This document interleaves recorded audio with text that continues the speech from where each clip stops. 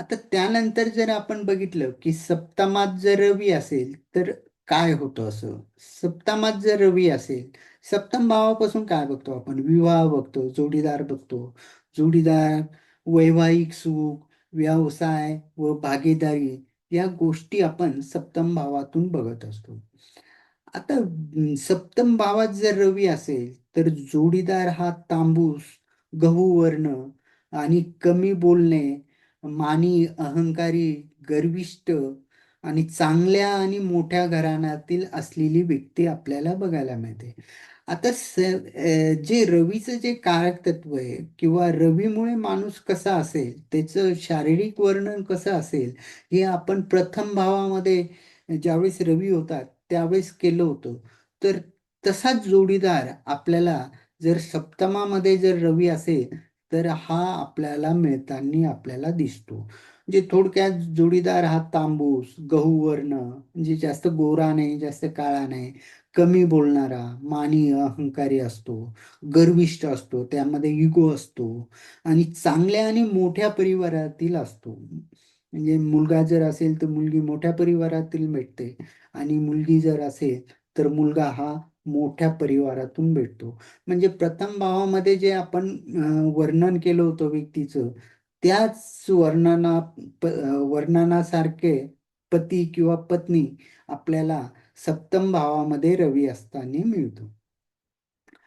आणि त्यातल्या त्यात ते सरकारी नोकरी करणारा पण असू शकतो.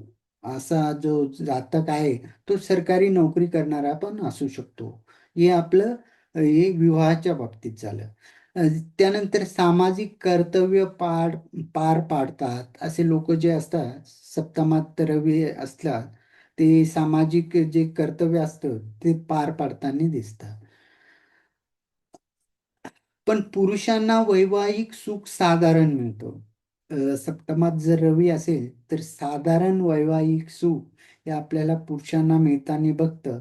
आणि जर स्त्रियांच्या कुंडलीमध्ये जर रवी असेल तर त्यांचं वैवाहिक सुख हे आपल्याला चांगलं मिळताना दिसतं.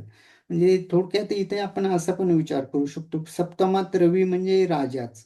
आणि ज्या स्त्रीच्या कुंडलीमध्ये सप्तमात रवी असेल म्हणजे तिचा जो पती आहे तो राजाप्रमाणेच असेल. मग राजाकडे काय असतं तर राजाकडं गाडी, बंगला, धन, संपत्ती, पैसा वगैरे या सगळ्या गोष्टी असतात. आणि त्या सगळ्याच्या सगळ्या त्या स्त्रीला जर भेटल्या तर तिच्या वैवाहिक सुखामध्ये खूप वाढ होते आणि एक चांगल्या प्रकारचं सुख हे तिला बघायला मिळतं. आता यामध्ये जर म्हटलं की पुरुषांच्या कुंडलीत वैवाहिक सुख कसं कमी असतं, तर हे जे लोक असतात हे पॉलिटिक्सच्या क्षेत्रातील असतात. त्यामुळे किंवा मोठे पद अधिकारी असते यांच्याकडे फार जबाबदारी असते अशा व्यक्तीकडं. तर हे नेहमी व्यस्त असतात, त्यामुळे जास्त वेळ ते कुटुंबाला देऊ शकत नाही. आज हा दौरा, आज ती सभा, आज हा कार्यक्रम, किंवा एखाद्या IPS ऑफिसर असेल, मोठा कलेक्टर असेल, डेप्युटी कलेक्टर असेल, त्याचे पण मीटिंग्स असतात, बाहेर दौरे असतात.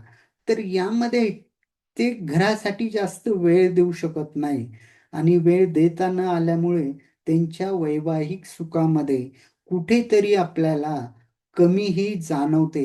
त्यामुळे पुरुषांच्या कुंडलीमध्ये हे वैवाहिक सुख आपल्याला कमी मिळताना दिसतं आणि स्त्रियांच्या कुंडलीमध्ये हे आपल्याला चांगल्या प्रमाणे मिळताना दिसतं. आता हा जर बिघडला असेल तर काय होईल, तर हेच सगळं पॉझिटिव्हचं निगेटिव्ह, वैवाहिक सुखात कमी येईल, कमतरता येते, पती पत्नीमध्ये मतभेद होता, वादविवाद होता, समाजात मिसळत नाही, हे लोक वेगळेच असतात असं. आणि भागीदारीत सुद्धा नुकसान होतो, म्हणजे जे पार्टनरशिप करतो आपण त्या पार्टनरशिपमध्ये नुकसान होताना आपल्याला बघायला मिळतं, ज्यांचं सप्तमामध्ये रवी असेल असं. तर अशा प्रकारचं हे फळ आपल्याला सप्तमामध्ये जर रवी असेल तर आपल्याला बघायला मिळतं. ठीक आहे.